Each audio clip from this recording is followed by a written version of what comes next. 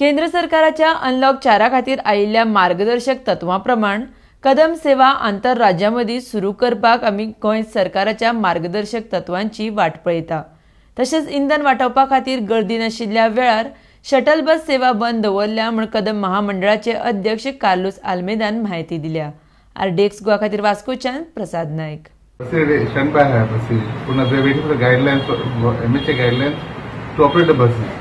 And then after when the guideline comes, then the state government will have to make their own SOPs.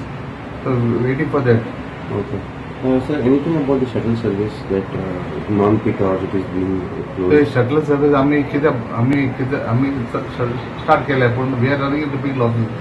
The KTC is the mercy of the government money way, and the salary is about 9.5 crores per month. So how to raise the money? So what we have decided to save fuel. Save fuel मग कसे non-peak hours आम्ही buses मध्ये कमी केले. Or we have stopped some buses.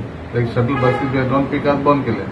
And 7 o'clock in the evening we have stopped buses. Okay. Operation of buses. Lack of passengers during the non-peak hours? तीन passenger पड़ जाए Margao because they have to save money, and money is all people only.